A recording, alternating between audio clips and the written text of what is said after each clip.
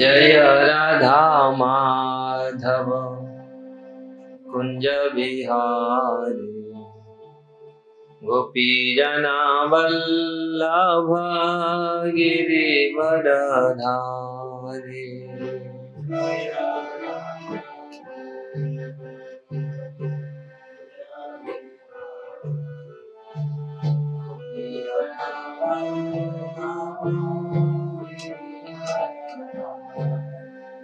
जय राधा माधव कुंज बिहारी गोपी जना वल्लभ गिरिवरधारी। जय राधा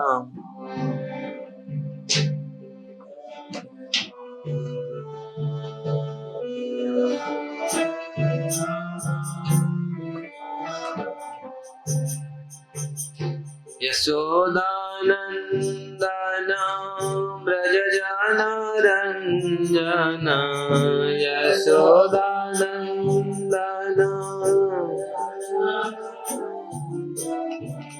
यशोदानंदन ब्रज रंजन यशोदानंदन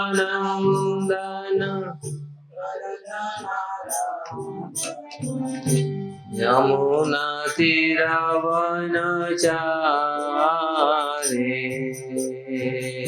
यमुना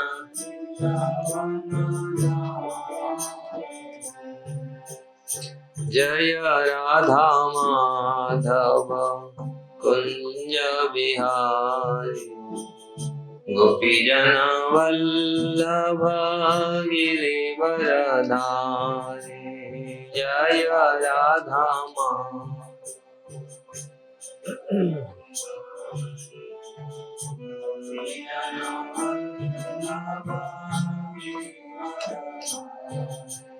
जय राधा माधव कुंज बिहारी गोपी जना वल्लभ गिरिवरधारी।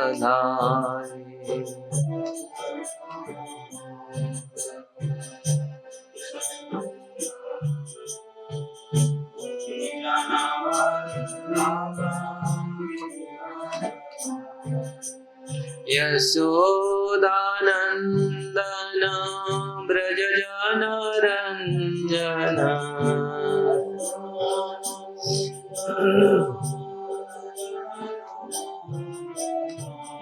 यमुना तीरावनचारी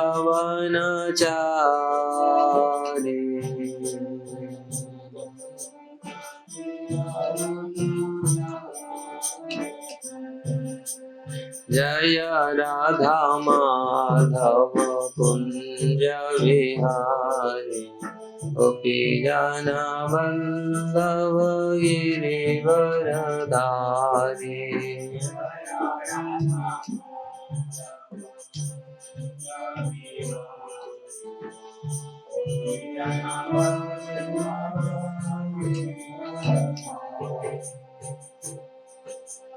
हरे Krishna Krishna Krishna Hare Hare Hare Ram Ram Ram Hare Hare.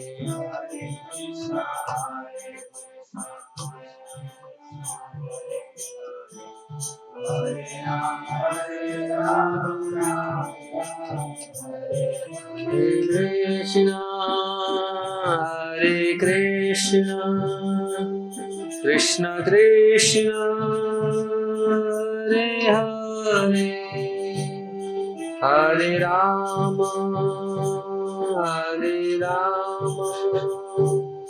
Rama Rama Hare Hare Hare Krishna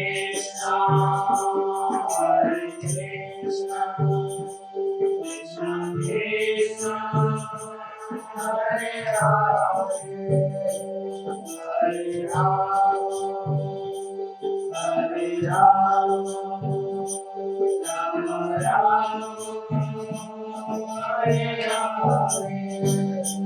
Jaya Radha Madhava Radha Madhav Radhe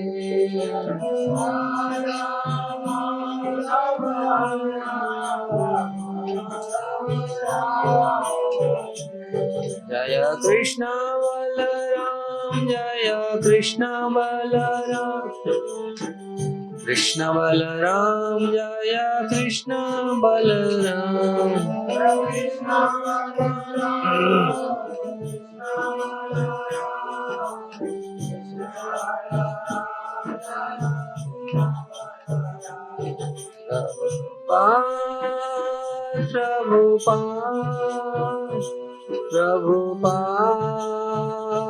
Prabhupada जय जय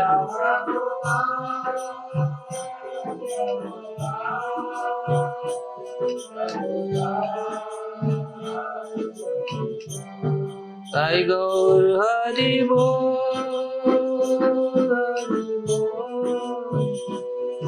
Hari Bol Hari Bol Sai Gaur Hari Bol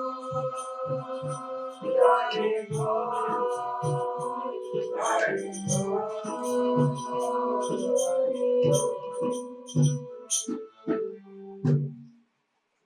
Shri Shri Radha Madhav की जय श्री श्री कृष्ण बलराम की जय श्री श्री गौरनिताय की जय गिरिराज गोवर्धन की जय ग्रंथराज श्रीमद् भागवतम की जय शील प्रभुपाद की जय गौर प्रमानंदे ओम नमो भगवते वासुदेवाय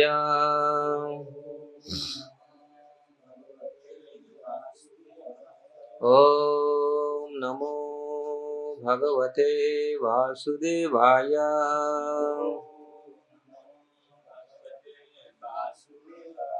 ओम नमो भगवते वासुदेवाय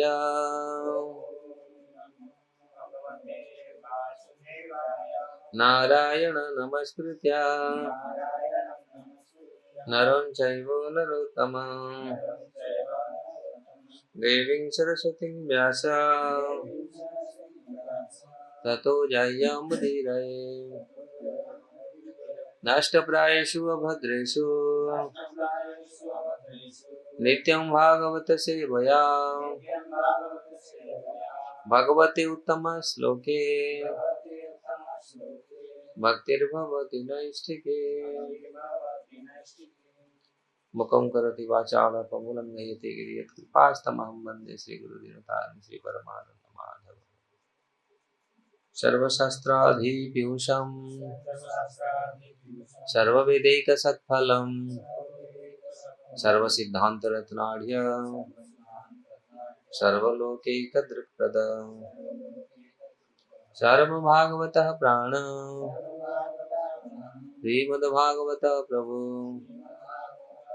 कलिध्वंतादितादित्य श्रीकृष्ण परिवर्तितं परमानंद पाठाय प्रेमवर्षखरायते सर्वदा सर्वसेव्याय श्रीकृष्णाय नमस्तुते मदेकबन्धु मत्संगे मद्गुरु मद्महाधन मन्निस्तारक मद्भाग्य मदानंद नमस्तुते असाधु साधुदायिने अति निचो जतो करो आनमंच कदाचिन्य प्रेमनावत्कंठयो स्फुरः श्रीमद् भागवतम की जय।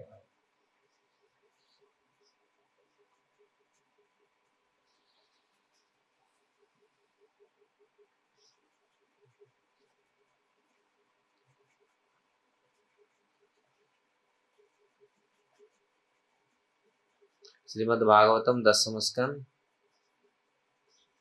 5वां अध्याय शुरू है। 5वां अध्याय श्लोक 1 और 2। श्री शुक उवाच नंदः तु आत्मजे उत्पर्णे जात आह्लाद महामना आहूय विप्रान् वेदज्ञान स्नातः शुचिः अलंकतः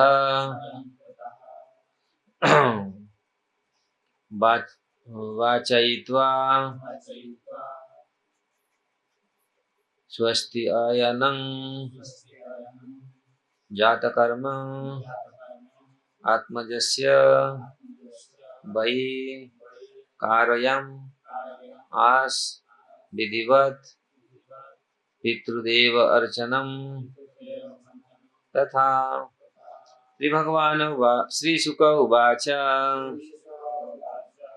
नंद तु आत्मज उत्पन्ने जाताह्लादो महात्मनः आहूय विप्रान् वेदज्ञान स्नातः शुचि अलंकृतः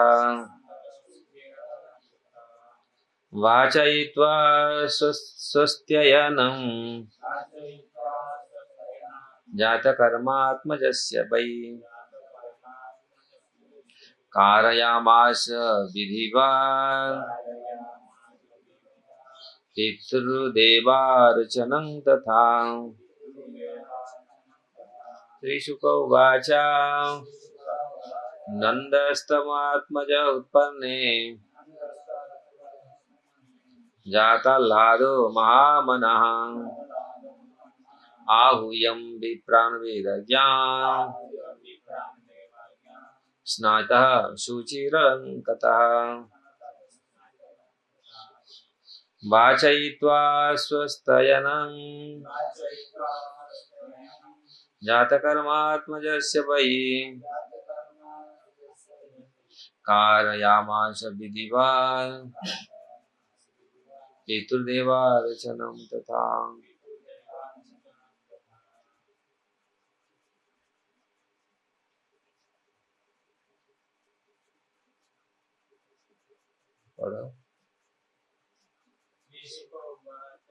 श्रीशुक उवाच नन्दस्तात्मज उत्पर्णे जाताह्लादो महात्मनः आहूय विप्रान् वेदज्ञान स्नातः शुचि अलंकतः वाचयित्वा स्वस्त्ययनं जातकर्मात्मजस्य वै कारयामास विधिवत् पितृदेवार्चनं तथा। श्रीशुक उवाच नन्दस्तात्मज उत्पन्ने जाताह्लादो महामनः आहूय विप्रान् वेदज्ञान स्नातः शुचि अलंकृतः वाचयित्वा स्वस्तयनं जातकर्मात्मजस्य वै कारयामास विधिवत् पितृदेवार्चनं तथा।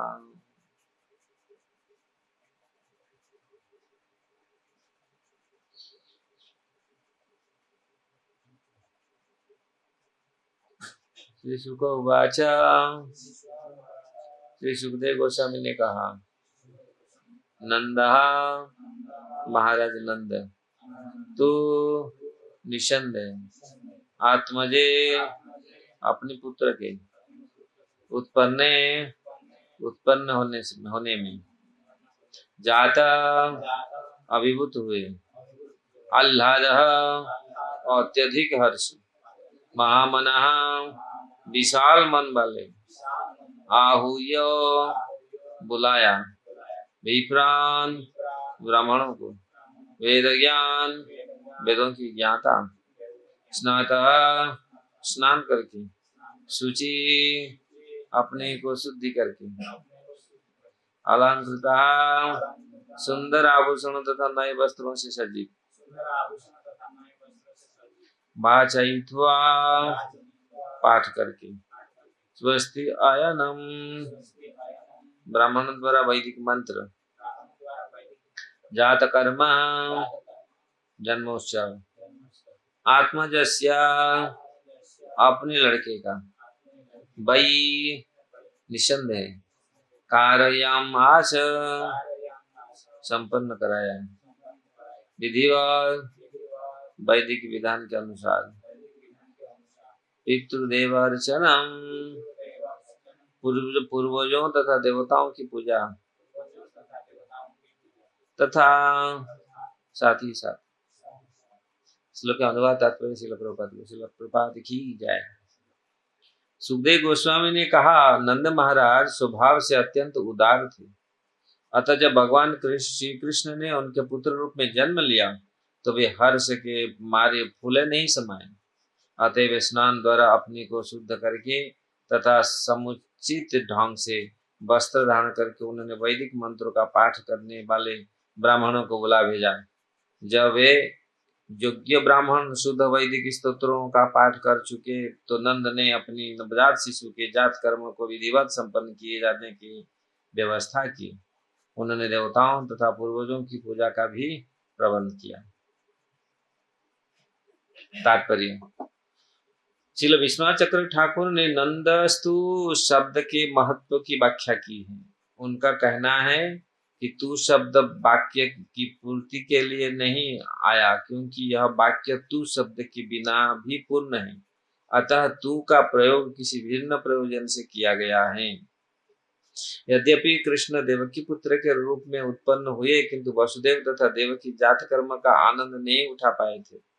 उल्टे इसका आनंद लिया नंद महाराज ने, जैसा कि यहाँ बतला गया, नंद तु आत्मज उत्पन्ने जाता लादो महामनाहा। जब नंद महाराज वसुदेव से मिले तो वसुदेव ने यह प्रकट नहीं किया कि तुम्हारा पुत्र कृष्ण तो वास्तव में मेरा पुत्र है, तुम तो आध्यात्मिक रूप में उसके पिता हो। कंस के भय के कारण वसुदेव कृष्ण का जात कर्म नहीं मना सके, किंतु नंद महाराज ने इस अवसर का पूरा लाभ उठाया। जात कर्म नवजात शिशु के नाले काटने समय का उत्सव है, किंतु कृष्ण को तो नंद महाराज के घर से लाया जाया गया था, अतएव उसके लिए वहां अवसर था।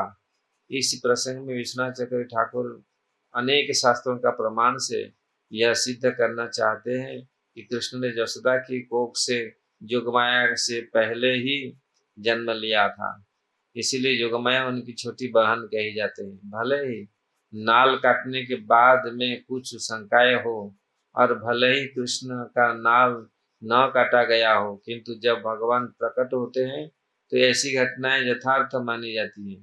कृष्ण ब्रह्मा के नथनों से बराहदेव के रूप में प्रकट हुए तो ब्रह्मा को बराहदेव का पिता कहा जाता है। कारयाम आश विधिवत शब्द भी महत्वपूर्ण है। पुत्र जन्म के हर्षतिरेक के कारण नंद महाराज ने देखा ही नहीं कि पुत्र का नाल कटा अथवा नहीं। इस तरह उन्होंने बड़ी ही धूमधाम से उत्सव मनाए। कुछ विद्वान के अनुसार कृष्ण वास्तव में यशोदा के पुत्र के रूप में उत्पन्न हुए थे। जो भी हो, हम इस पचड़े में न पढ़कर यह मान सकते हैं कि नंद महाराज द्वारा कृष्ण के जन्म पर किया गया यह उत्सव उचित था, इसलिए यह उत्सव हर जगह नंद उत्सव कहलाता है। ओम ज्ञानम तिमिरंधस्य ज्ञानांजनं शलाकया चक्षुरुन्मीलितं येन तस्मै श्री गुरवे नमः। श्री चैतन्य मनोभीष्टं स्थापितं येन भूतले स्वयं रूप कदा मह्यं ददाति स्वपदान्तिकम्।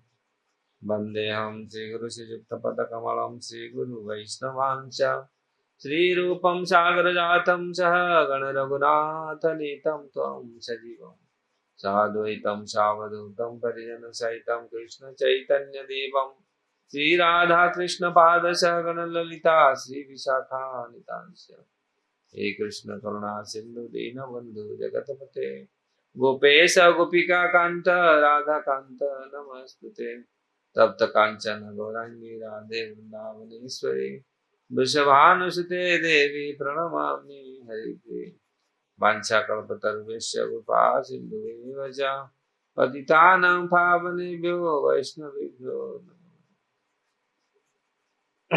जय श्री कृष्ण चैतन्य प्रभु नित्यानंद श्री अद्वैत गदाधर शिवासादि गौर भक्त वृंदा हरे कृष्ण कृष्ण कृष्ण हरे हरे हरे राम राम राम हरे हरे।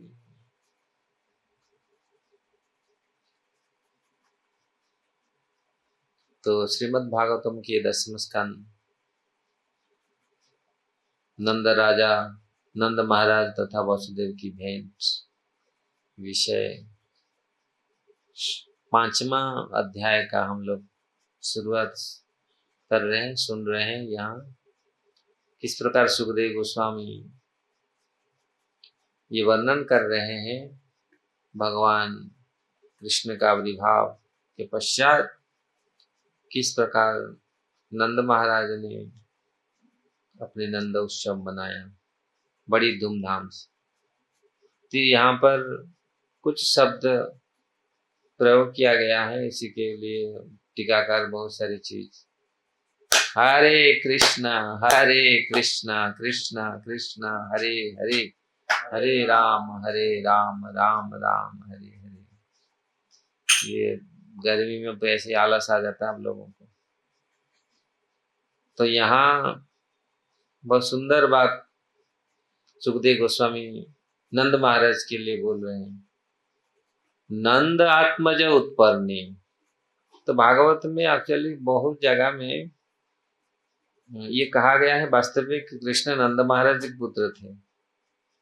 कृष्ण देवकी वसुदेव के भी पुत्र थे और नंद महाराज के पुत्र थे। इसलिए जीव गोस्वामी हमारे बहुत सारे आचार्य इस चीज को प्रमाणित किए हैं। यह आत्मज शब्द जो यहाँ आया नंद आत्मज, नंदस्ता आत्मज उत्पन्ने। नंद महाराज के पुत्र उत्पन्न जो नंद महाराज के जो अपनी पुत्र के उत्पन्न होने में जो खुशी मनाया वो नंद उत्सव कहा जाता है। और धूमधाम से मनाया, खोल करके पूरी अच्छा से, क्योंकि नंद महाराज बहुत समय तक नंद महाराज के पुत्र नहीं थे। ये हम लोग को मालूम है किस प्रकार क्यों नहीं हुए थे। नंद महाराज ये 4 भाई थे, 4 ना 5। नंद महाराज लोग कितने भाई थे? 4 भाई थे। उपनंद, अभिनंद, सुनंद, नंद सुनंद। तो ये 4 भाई में नंद महाराज को उन्होंने महाराज बनाया था, जबकि उनके बड़े भाई उपनंद थे। उपनंद ने बने नहीं थे, राजा नहीं बने। उन्होंने नंद महाराज को, नंद महाराज का गुण, नंद महाराज का चरित्र गुण बहुत अच्छे थे। इसलिए उन्होंने, शास्त्र में वर्णन है, अनेक पुराण में वर्णन है, तो ज्यादातर बड़ा भाई राजा बनता है, लेकिन उपनंद महाराज ने नंद महाराज को एक, नहीं तुम बनो। लेकिन सबका पुत्र थे, लेकिन इनका पुत्र नहीं हुए। और सबका पुत्र थे। भगवान कृष्ण का बहुत सारे भाई हैं और भाभी भी हैं, लेकिन मतलब नंद महाराज का कोई पुत्र नहीं हुआ, यशोदा माता का कोई पुत्र नहीं, बहुत साल तक। तो बहुत सब लोग बोले, इतना सब मन में यही दुख था ब्रजवासियों का। ब्रजवासियों का और कुछ दुख नहीं था। ब्रजवासी लोग इतनी समृद्धिशाली ब्रज था, क्योंकि पहले तो भगवान आने से पहले जयति तेऽधिकं जन्मना ब्रज श्रयत इंदिरा शाश्वत रही। भगवान आने से पहले लक्ष्मी देवी ब्रज में आके निवास करने वाली, निवास कर रही थी। इसीलिए ब्रज में कोई, बहुत और महात्मा लोग बहुत चीज बोलते हैं, नल कुबेर का बेटा, नल कुबेर वो स्वर्ग का, इंद्र का जो कैशियर, ट्रेजर, कुबेर के पुत्र थे। कुबेरात्म जौवध मृत्यव यद्व तया मुचित भक्ति भाजव कुतौ च तथा प्रेम भक्ति तथा प्रेम भक्ति तथा स्वप्रेम भक्ति सो काम प्रयच्छ नमस्तु में तथा प्रेम भक्ति सो कामे प्रयच्छ ग्रहण ऐसा नमक्ष ग्रह में दामोदर है, भूल जाते हैं हम। ये गर्मी में मेमोरी पूरा वीक हो जाता है। तो एक्चुअली नंद ये कुबेरात्म जौवद मृत्यव, यहाँ पर ऋषि मुनि प्रार्थना कर रहे हैं कुबेरात्मज, जो यहाँ सब, यहाँ भी आत्मज आया शब्द है, कुबेरात्म जौवद मृत्यव यद्व तोया मुचैतु भक्ति भाजव कुतौ च।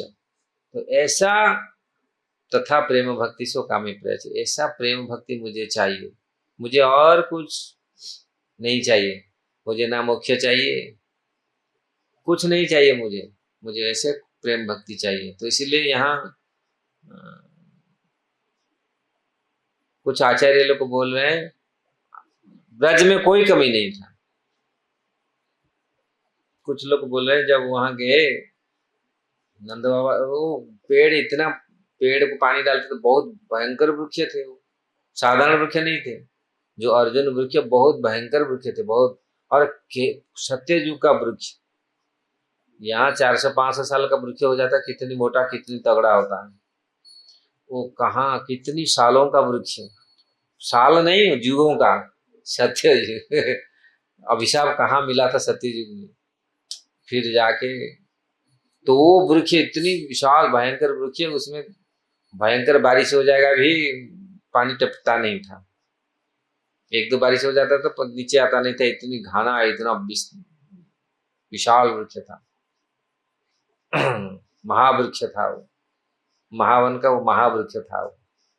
तो उसी में सब लोग वो देते थे जो चाहिए वो। ऐसे तो कल्पवृक्ष हैं, अरे ऐसे तो कुबेर का पुत्र थे, इसलिए ब्रज में कोई कमी नहीं था, एक ही चीज का कमी था, क्योंकि सब लोग जब आने से भगवान आएंगे, इसीलिए यहाँ सब प्राचुर्य, मतलब प्रकृति देवी और स्वयं लक्ष्मी देवी आकर क्या निवास कर। प्रकृति तो प्रकृति देवी समझ रहे हैं ना, प्रकृति देवी अपना छटा, अपना अपना इतनी सुंदर, मतलब नेचर, प्रकृति इतना सुंदर सुहावना थी, पूरी वृक्ष से पक्षी पशु और सब तरीके से, पूरी जल पर्वत सब तृण सब पूरी इतनी सुंदर थी। बहुत जगह में ऐसे देखने, जब यहाँ ब्रज में, जब अभी भी हम लोग देखते, जब बारिश होता है तो कितनी हरी पूरा हो जाता है, कितने सुंदर लगता है। ऐसा ब्रज में तो पूरी सुंदर ही सुंदर, हर पूरा 12 महीना ये सुंदरता रहता था, कि भगवान नित्य है, और भगवान का पूरी लीला भी पूरी नित्य है, और पूरी हर समय नित्य चीज रहता है। तो भगवान जहाँ जहाँ रहते हैं तो वो पूरा इतनी सुंदर ब्रज था। और ब्रजवासी लोग का आनंद, केवल एक ही आनंद नहीं उनका मन में नहीं था, एक ही थोड़ा सा कष्ट था, जो नंद महाराज का पुत्र नहीं थे, इसलिए उनका हमेशा यही मन दुख था, हमारा राजा इतना सुंदर है। क्योंकि राजा अगर पुण्यवान होता है, अच्छा चरित्रवान पुण्यवान होता है, तो पूरा प्रजा लोग सुख शांति में रहते हैं, सब पूरी सब कुछ टाइम पर बारिश होता है, टाइम पर सब कुछ, ऋतु टाइम पर होती है, सब टाइम पर होता है। इसलिए ब्रज में कोई कमी नहीं था, सब सुख सुविधा संपन्न था। एक ही चीज कमी था, नंद महाराज के कोई पुत्र नहीं थे, इसलिए सब लोग सोच रहे थे कब एक पुत्र हो जाए, क्योंकि घर फिर कैसा चलेगा आगे, राजा कौन बनेगा। तो इसीलिए सब लोग ये आस लगा के बैठे थे। और जब ये हुआ पुत्र का, नंद यशोदा माँ ने गर्भधारण किया, सबका मन में आनंद। और जब भगवान कृष्ण का जन्म हुआ, तो इसलिए आचार्य लोग को बोल रहे हैं, यहाँ जो शब्द सुखदेव गोस्वामी प्रयोग भागवत में कई जगह में ये प्रयोग किया गया है। भगवान तो एक ही समय में अनेक जगह में उत्पन्न हो सकते हैं। भगवान एक ही समय में अनेक जगह में आविर्भूत हो सकते हैं। उत्पन्न तो भगवान नहीं होते, भगवान तो आविर्भूत होते हैं। साधारण जीवात्मा उत्पन्न होता है, जन्म होता है, लेकिन भगवान आविर्भूत होते हैं। भगवान आविर्भूत होते हैं और अंतर्ध्यान होते हैं, इसीलिए आविर्भाव अंतर्ध्यान। भगवान का कोई मृत्यु नहीं, जन्म मृत्यु से परे है भगवान, ना जन्म है ना मृत्यु है। जन्म जैसा लीला करते हैं, जन्म जैसा लीला करते हैं, नहीं तो भगवान। तो इस प्रकार यहाँ जो शब्द सुखदेव गोस्वामी व्यवहृत कर रहे, नंद आत्मज, जैसे कुबेर आत्मज, ये नंद आत्मज, कुबेर का पुत्र थे, अपना आत्मज थे। तो नंद महाराज का अगर पुत्र नहीं होते तो फिर नंद आत्मज कैसे संबंधित होता? व्यासदेव जी, सुखदेव जी महाराज, फिर नंद आत्मज, तो फिर वसुदेव आत्मज बोलते हैं, वसुदेव का पुत्र बोलते हैं, फिर नंद आत्मज नहीं बोलते हैं। और ये नहीं है, और विष्णु और पुराण में भी, और यही भागवत में भी वर्णन किया गया है, अदृश्य तनुजा विष्णु। दूसरी जगह में वर्णन किया गया अदृश्य तनुजा विष्णु। वो अदृश्य तनुजा विष्णु का जो छोटा बहन कंस के हाथ से निकल गया, फिसल गया, योगमाया ना। तो योगमाया भी तो यशोदा माता के गर्भ से योगमाया प्रकट हुई। तो भगवान एक ही समय में नंद महाराज के पुत्र रूप में ये जन्म हुए थे, और देवकी वसुदेव के पुत्र में भी जन्म हुए थे। इसलिए ये प्रमाण मिलता है। नहीं तो यहाँ जो नाल संस्कार हुआ, तो नाल संस्कार तो यहाँ तो हुआ ना, यशोदा माता ने देखा, वो लोग तो आकर के सब नाल संस्कार किया ना, उनको नाल काटते हैं ना सब, जो बच्चों का जन्म होने के पश्चात जो होता है। तो ये सब तो यहाँ ये सूचित करता है भगवान पहले जन्म हुए थे। जोगमाया से पहले भगवान कृष्ण का जन्म हुआ था। लेकिन जब वसुदेव जी कृष्ण को लेके आए, वासुदेव कृष्ण को लेके आए, देखे केवल जोगमाया को देखे हो। और जोगमाया ने ऐसे कवर कर लिया, भगवान कृष्ण को देखे नहीं। 2 संतान जन्म हुए थे यशोदा माता से, एक योगमाया और एक भगवान कृष्ण, नंद नंदन कृष्ण। तो जो वासुदेव कृष्ण आए तो ये दोनों मिल गए, तो वो तो योगमाया को लेके, इसलिए अदृश्य तनुजा विष्णु, ये अदृश्य तनुजा विष्णु किस प्रकार नंद महाराज कंस के हाथ से निकल करके अष्टभुजा मूर्ति धारण किया। कंस को बोला, अरे मूर्ख, तुम्हारा जो काल मानने वाले और कहा उत्पन्न जन्म ले चुका है। तो इसलिए ये सुखदेव गोस्वामी जो भागवत में कई जगह में ये वर्णन किया गया है, जब नंद महाराज के पुत्र कृष्ण थे। इसलिए नंद, हमारे गौड़ीय आचार्य, बहुत सारे आचार्य ये लोग बोलते हैं नंद नंदन कृष्ण और वासुदेव कृष्ण। ये वासुदेव कृष्ण जो भगवान विष्णु ही है, वासुदेव कृष्ण है। और नंद महाराज जो द्विभुज मुरलीधारी नंद नंदन कृष्ण है। और जब वो दोनों मिल गए, और जब अक्रूर ने लेने के लिए आए, तो नंद नंदन कृष्ण ब्रज छोड़ करके गए नहीं। भगवान बोलते क्या, पदम एक न गच्छति। बहुत सुंदर शब्द में वो बोलते, मैं ब्रज को छोड़ के कभी मैं गया, एक पांव भी ब्रज से बाहर नहीं गया। वृंदावन परित्यज्यम पादेकम न गच्छति। तो मैं वृंदावन को छोड़ करके एक पग बाहर नहीं गया। तो कौन गए? जो वासुदेव कृष्ण गए, जो चतुर्भुज कृष्ण दिखाए भी अक्रूर को। जो अक्रूर जी जमुना में रथ रख करके स्नान, जब वो है जगह मथुरा के पास, जब वो स्नान करने के लिए गए तो देखे कृष्ण बलराम ये तो नारायण। और एक्चुअली नंदनंदन कृष्ण ब्रज में ही रह गए, सबके हृदय में घुस गए, वहीं रह गए। और वासुदेव कृष्ण मथुरा में आए। इसलिए अनेक स्थलों पर, अनेक जगहों पर, अनेक अनेक जगह में ये पर बताया गया है किस प्रकार नंद महाराज के रूप, पुत्र के रूप में भगवान प्रकट हुए थे। इसलिए यहाँ नंद महाराज ने इतनी भाव विभोर थे। और यहाँ शब्द भी आया है, नंद महाराज वास्तविक महामना, एक शब्द आया, नंदा नंदस्तात्मजो उत्पन्ने जाता लादो महामना। और कितना, इतनी आह्लाद, इतनी खुश, तो स्वाभाविक है। साधारण एक पुत्र जब होता है बहुत दिन के पश्चात, बुढ़ापा में, मतलब लगभग बुढ़ापे में पुत्र जो होता है, कितनी कितनी आनंद होती है। साधारण लोग को जो पुत्र होता है, पुत्र पुत्री होता है, तो कितनी खुश होते हैं। और ये तो भगवान पुत्र के रूप में आए, भगवान, और कितनी आनंद नहीं हुआ होगा। जो आनंद के कंद हैं, आनंद के उच्च हैं, ब्रह्मांड के ईश्वर हैं, वही भगवान नंद महाराज के पुत्र रूप में आए हैं। तो ये कैसे उनका आह्लाद हम लोग सोच नहीं सकते कि भगवान आ गए। और वो स्थिति, वो परिस्थिति, वो घर, वो परिवार, और वो पूरी जगह, वो देश, वो प्रदेश, कैसा उसका वातावरण, तो सबको आह्लाद प्रदान करते हैं। इसलिए भगवान यहाँ नंद आत्मज आह्लाद, ये शब्द आया है, आह्लाद महामना, जाता आह्लाद, जन्म से इतनी खुशी थे तो पूरा। और महामना, महामना वो बहुत बड़ा, तो महा जात आह्लाद महामना, जिनके मन महान विशाल है, महामना। तो ऐसे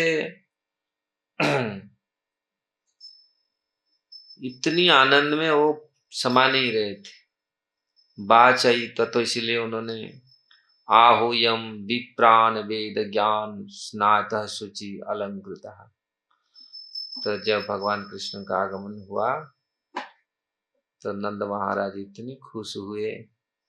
नंद महाराज क्या, अभी देखेंगे वृंदावन पूरी सारे लोग इतनी आनंद में विभोर हो गए थे। पेड़ पौधे से लेकर के नदी नाल सब पूरी, पान, नदी, नदियां, गाय, सब पूरी पूरी जितनी सारे निवासी थे यहाँ, चाहे वो वन्य प्राणी हो, जंगल में रहने वाले हो, घर में, सब लोग खुशी थे।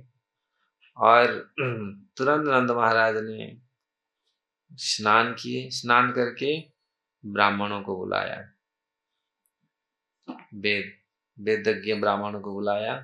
विप्रान वेद ज्ञान स्नात, तो वेद वेद पाठ करने के लिए, स्वस्ति वचन करने के लिए, ये शास्त्र में ये होता है। तो जो जन्म संस्कार होता है ये एक, इसलिए उस सबको बुलाया मंत्र पाठ करने के लिए। जब ब्राह्मण, वेद ब्राह्मण सब आए तो नंद महाराज ने शिशु का जात कर्म को विधिवत संपन्न किए जाने की व्यवस्था की, और उन्होंने देवताओं तथा पूर्वजों की पूजा का भी प्रबंध किया। तो कारणयम विधि पितृ देवार्चनम तथा कारयामास विधिवत पितृदेवार्चनम तथा। तो ये फिर अपने पूर्वजों, देवताओं को, सबको पूजा पूजा करने का सारे व्यवस्था किया। इसलिए विष्णु चक्र ठाकुर यहाँ प्रभुपाद जी ने, ये क्या होता है, इलेक्ट्रिक कुछ चला जाता है, कुछ आता नहीं, कोई इन्वर्टर का कमी है कुछ, तो उसी बात को प्रभुपाद जी ने इस परपट में लिखा। वास्तविक धन्य है नंद महाराज, धन्य है यशोदा माता, धन्य है वृंदावन ये धाम। आज से 5000 साल पहले भगवान आए थे। और भगवान क्यों यहाँ आते, क्यों भगवान आते, भगवान का आने का उद्देश्य क्या है?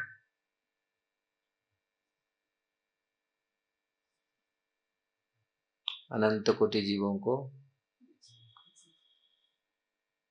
अनंत कोटि जीवों का कल्याण करने के लिए भगवान आते। परित्राणाय साधुना, है ना, साधु का, दुष्टों का, सबका कल्याण करने के लिए आते। ऐसा नहीं कोई लोग बोलता है दुष्टों को मारने के लिए भगवान आते, नहीं। दुष्टों का, मैं तो सोचता दुष्टों का कल्याण करने के लिए, संतों का कल्याण, सबका कल्याण करने के लिए भगवान आते। दुष्टों का भी कल्याण होता है, दुष्टों को भी भगवान अपने धाम को भेजते हैं। इसीलिए सबका, सबका कल्याण, सबका कल्याण करने के लिए भगवान आते। ऐसे सुमधुर लीला संपादन करते हैं तो सब लोग आकृष्ट होते। इसीलिए कृष्ण सर्वाकृष्ट। तो कोई इस चीज को समझे, भगवान का डायरेक्ट दर्शन, भगवान का गुणगान, कोई देखा भी नहीं, भगवान का गुण सुना। कुछ कुछ लोग उसी समय होंगे यहाँ, लेकिन भगवान को दर्शन नहीं कर पाए। नाम तो सुना, कथा तो सुना, ये ऐसे ऐसे हैं, भगवान ऐसे ऐसे हैं, जिसके बहुत बड़े लोग हम सुनते हैं लेकिन देखे नहीं साक्षात। सुनकर भी भगवान यश, भगवान का यश ऐसे क्या नहीं है, भगवान नहीं। कुछ लोग, हम लोग कभी बोलते, कभी को बोलते हमको दिखाओ। अरे कभी को लोग बोलते ना हमको दिखाओ, दिखाने से हम विश्वास करें। बड़े बड़े लोग को क्या दिखाने का जरूरत पड़ता है? लोग सुनते हैं हाँ है, बड़े बड़े लोग को देखो, उनका क्या वो साक्षात दर्शन नहीं होता क्या? वो नहीं है संसार में है। भगवान ऐसे आते हैं तो भगवान का यश, भगवान का गुण कीर्तन लोग करते हैं और इससे लोगों का कल्याण होता है। इसलिए कल्याणार्थ, जन कल्याणार्थ भगवान हर युग में आते हैं। लेकिन वास्तविक कृष्ण नंद भगवान स्वयं जो कृष्ण है तो वो बहुत क्वचित आते हैं इस जगत में, ब्रह्मा जी के एक दिन में। इसलिए ये बहुत बड़ा हम लोग के लिए लाभ है, बहुत बड़ा हम लोग सौभाग्यवान है। बस 5000 साल पहले भगवान आए थे। ऐसा अनेक युग बीत गया, अनेक युग चला गया ना, अनेक युग जाता है, आता है, आता है, जाता है। ऐसे कितने युग चला जाता है, लेकिन भगवान हर युग में आते हैं, उनके अवतार आते हैं, अवतार लेते हैं भगवान, अवतार उनके सब युगावतार आते हैं। लेकिन स्वयं भगवान ब्रह्मा जी के एक दिन में आते हैं। और ब्रह्मा जी का एक दिन भी बहुत बड़ा लॉन्ग पीरियड है। इसलिए यहाँ भगवान वही पूर्ण ब्रह्म सनातन 5000 साल पहले आए थे। और ऐसे तो भगवान हर जगह में हैं, वो आने का जरूरत नहीं वहां से आने का। कभी कभी लोग बोलते ना, लेकिन भगवान ऐसे सबको विश्वास दिलाने के लिए भगवान ब्रह्मा जी, शिव जी, सारे देवताओं को प्रार्थना, सब सारे देवताओं प्रार्थना करते हैं। प्रार्थना में भगवान आके उनको बोलते हैं हाँ मैं आऊंगा। तो ये भी, लेकिन भगवान तो हर जगह में, कहाँ भी प्रकट हो तो कहाँ भी प्रकट हो सकते हैं, है ना। कण कण में भगवान है। इसीलिए भगवान ये भी करते हैं, इस जगत में आते हैं, स्वयं अवतरित होते हैं और ऐसे लीला करते हैं। और भगवान वास्तविक के आते हैं उनको भक्तों के लिए, जीव के कल्याण करने के लिए। लेकिन भक्तों का भाव में भावित, जैसे नंद बाबा, यशोदा मैया, जिस प्रकार ऐसे भगवत भक्त जो उनके प्रेम से वशीभूत हो जाते हैं, उनका प्रेम में वो आते हैं। इसलिए भक्तों के भाव, भक्तों को सुख देने के लिए भगवान स्वयं आते हैं। जैसे नंद बाबा, यशोदा माता, देवकी, वसुदेव, ये लोग कितनी तपस्या किए थे, कितनी सेवा प्रेम किए थे, इसलिए उनके पुत्र के रूप में ये आए। साधारण पुत्र कितनी लोग माता पिता कितनी खुश हो जाते हैं, लेकिन ये स्वयं परम ब्रह्म सनातन भगवान। ये असली पर ये तो नित्य पिता माता है, नंद बाबा यशोदा माता देवकी वसुदेव जी, तो ये लोग महाभाग्यवान है। तो यहाँ नंद बाबा ने पूरी खोल करके, कल हम लोग पढ़ेंगे नंद बाबा का कैसा स्थिति था, नंद बाबा का कितनी गाय थे, नंद बाबा कितना गाय थे, 20 लाख नहीं 9 लाख, 20 लाख उन्होंने दान देंगे। अभी अगली अगली धेनु नाम न्यूते न्यूते प्रदात विप्रेभ्य समलंगते तिला तिल अंद्रीन सप्त रत्न ओद शत कौभ अंबर आवृतान। तो यहाँ नंद महाराज ने ब्राह्मणों को वस्त्रों तथा रत्नों से अलंकृत 20 लाख गौएं दान में दी। उन्होंने रत्नों तथा सुनहरी गोटे वाले वस्त्रों से ढके तिल से बनाए गए 7 पहाड़ भी दान में दिया, इतनी तिल दिया।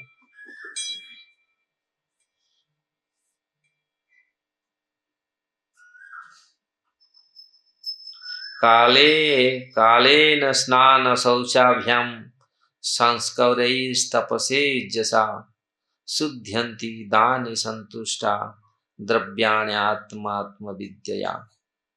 हे राजन, समय बीतने के साथ ही धरती तथा अन्य संपत्ति शुद्ध हो जाती है, स्नान से शरीर शुद्ध हो जाता है, सफाई करने में मलिन वस्तुएं शुद्ध होती हैं, संस्कार अनुष्ठान से जन्म शुद्ध होता है, तपस्या से इंद्रियां शुद्ध होती हैं तथा पूजा से और ब्राह्मणों को दान देने से भौतिक संपत्ति शुद्ध होती है। इस सारे शुद्धता के बारे में सुंदर रूप में वर्णन किया गया है।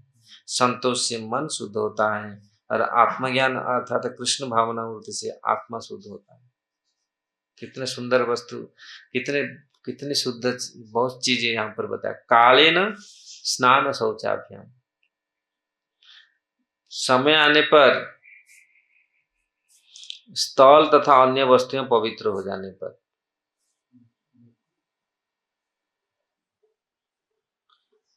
काल और समय से धरती तथा अन्य संपत्ति शुद्ध हो जाती है। समय बीतने के साथ ही धरती ये सब शुद्ध होती है ना, समय पर ही सूख जाता है, पानी पानी सूख जाता है, जैसे धरती पूरी शोधित तो होती है। तो इसीलिए समय पर ये सारे, और स्नान से शरीर शुद्ध होता है,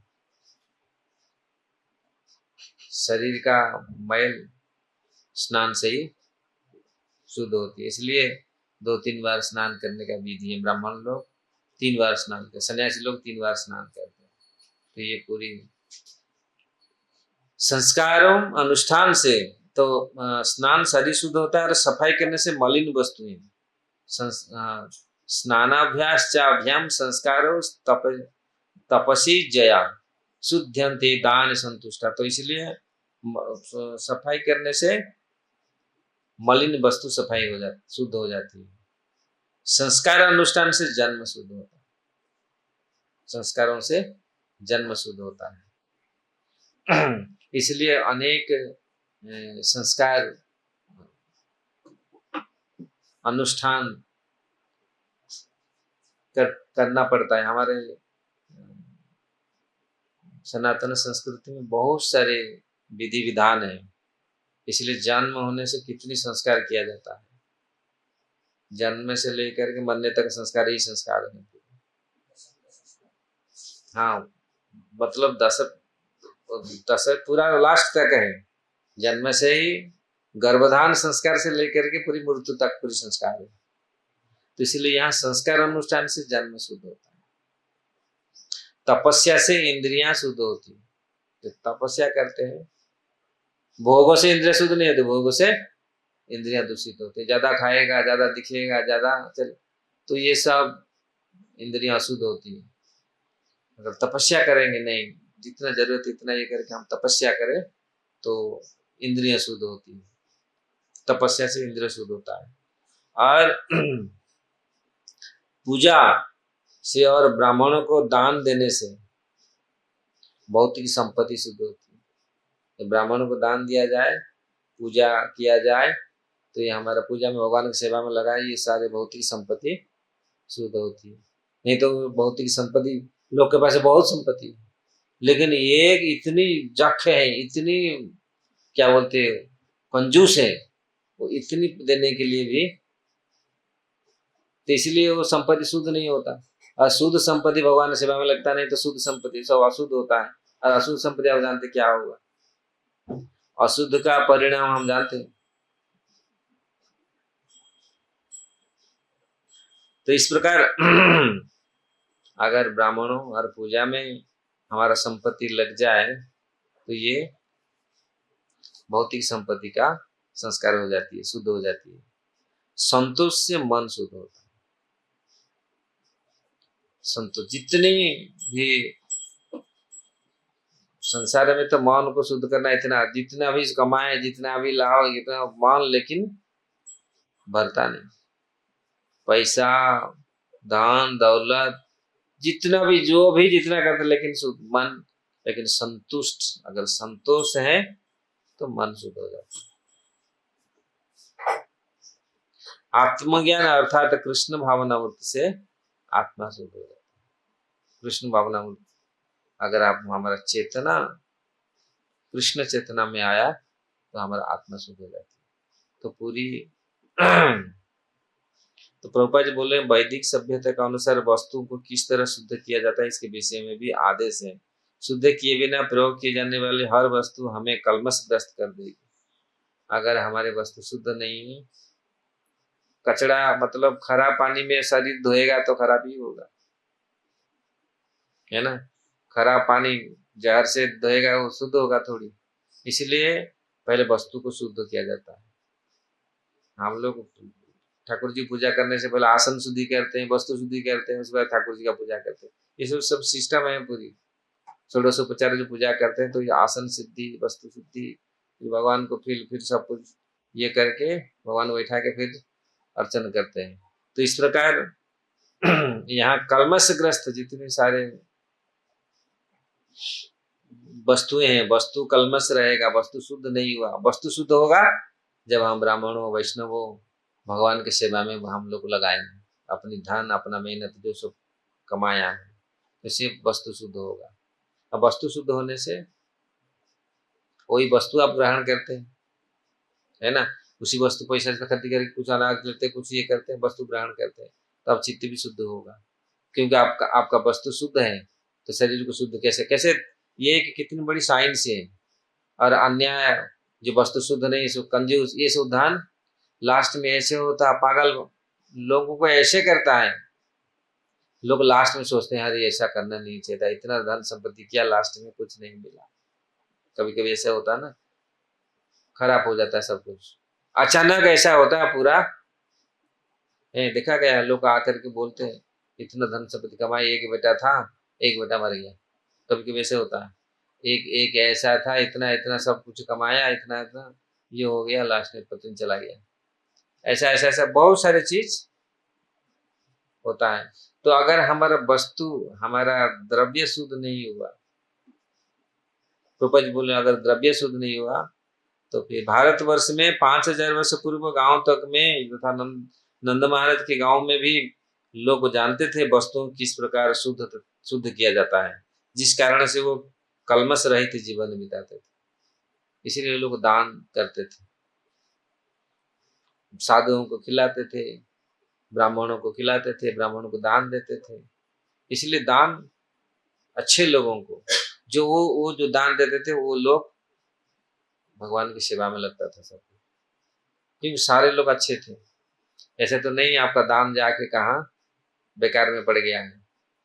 जो दान 100% भगवान की सेवा में लगते थे, वो सब अच्छे लोग थे। अभी तो दान किसी को भी दो, वो कहाँ कहाँ पर जा रहे हैं कोई ठीक नहीं। ऐसे नहीं है फिर दान मत दो, बिल्कुल मत दो। लोग कभी कभी बोलते हैं नहीं हम नहीं देगा, वो रखते भी है। कभी कभी देखा गया भीख मांग रहे हैं, खाने के लिए तरस रहे हैं लोग, नहीं नहीं हम नहीं देंगे, दान आगे बीड़ी फूकेंगे, कुछ करेंगे। कभी कभी ऐसे होता है कभी कभी ऐसे, तो फिर दान कहाँ देंगे? इसलिए भगवान का अपना दान शुद्ध होना है तो ब्राह्मणों वैष्णवों और मंदिर में ये देना चाहिए। तो इसलिए यहाँ पे दान, आपका संपत्ति, आपका दौलत, ये सब शुद्ध होता है।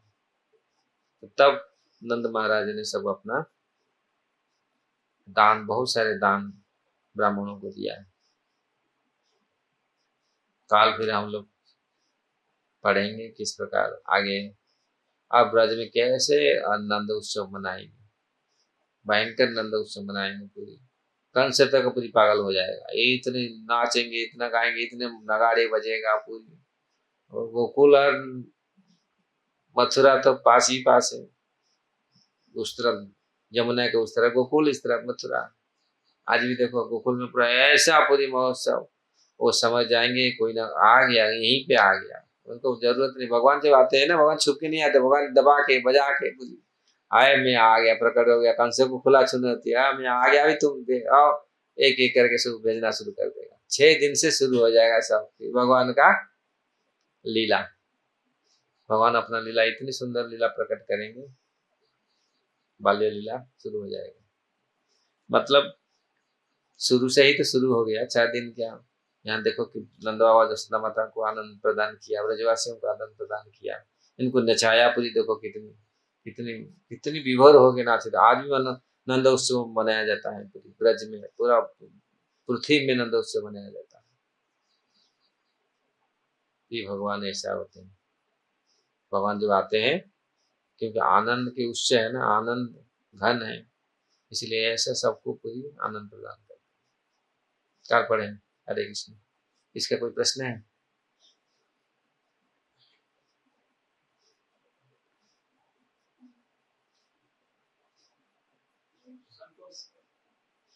हाँ, मन का संतोष, मन को संतुष्ट रखने से ही संतुष्टता। अच्छा, वो कैसे प्राप्त होगा संतोष?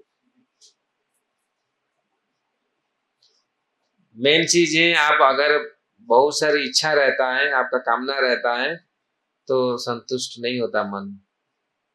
बहुत सारे मन में अनंत कामना हृदय माझे मोर, गर्वी दंभ पराया। मन में अगर अनंत कामना रहेगा तो मन संतुष्ट नहीं होगा। एक, क्योंकि एक कामना हो तो एक कामना पूर्ति हो गया, मन शांति हो गया, नहीं मैं ये चाहता था, हो गया, मैं शांति, अब ये कुछ जरूरत नहीं। लेकिन अनंत कामना है, मन शांति कैसे होगा? तो कामना छोड़ दो, एक ही कामना रखो, प्रभु मुझे शांति, नहीं होगा। क्योंकि मन में जब तक कामना रहेगा तो मन को उठाता पकाता है। और जब मन कामना चला जाएगा, केवल एक ही चीज रहेगा, आपको प्रीति प्रदान करूंगा। कृष्ण का प्रसन्नता, जीव का प्रसन्नता, भगवान को कैसे प्रसन्न करूं, भगवान का कैसे सेवा करूं। तो जब जब भगवान को हम प्रसन्न करेंगे, भगवान का प्रसन्नता होगा, तो जीव ऑटोमेटिक खुशी होगा। जस्मिन तुष्टे जगत तुष्टा। जब भगवान संतुष्ट होते हैं तो जीव भी संतुष्ट हो जाता है। जब भगवान का कुछ भी सेवा करते हैं तो सेवा से फिर अनंत कामना हृदय में नहीं आता है। और ठीक ढंग से हम लोग करेंगे तो फिर ये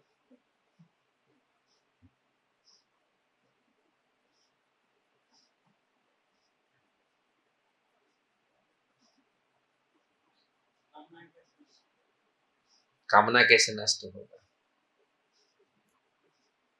असंकल्पाये त्यजेत काम, भागवतम बोलता है, भागवत बोलते हैं असंकल्पाये त्यजेत काम। काम को हम संकल्प करते हैं ना, ये चाहिए, ये मुझे ये चाहिए, इस संकल्प से काम उत्पन्न होता है। इसको करने के लिए फिर कामना चाहिए। तो संकल्प मत करो, एक ही संकल्प करो, भगवान की सेवा कैसे करें। और संकल्प करते हैं हम, 1000 संकल्प करते हैं, असंकल्पाय त्यजेत काम, काम क्रोध विवर्जितम, ये भागवतम श्लोक है।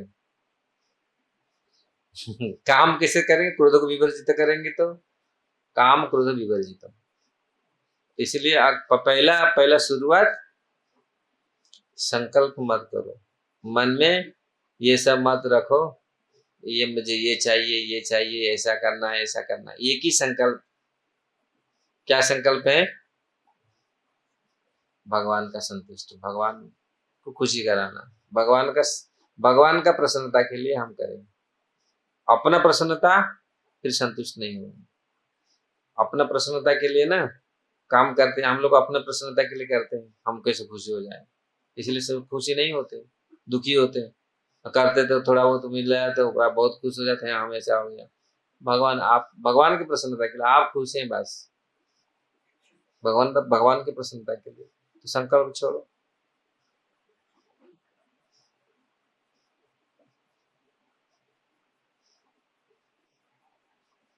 अच्छा प्रश्न किया। तो संकल्प एक ही संकल्प रहना चाहिए, भगवान को तुष्टि करने के लिए, भगवान को संतुष्ट करने के लिए, उनके सेवा, अच्छा सेवा से कैसे भगवान को संतुष्ट करें, ये मन में कैसे अच्छा से सेवा करूंगा भगवान का, ये मन में रहना चाहिए। हरे कृष्ण। ग्रंथराज श्रीमद् भागवतम की जय, श्रील प्रभुपाद की जय।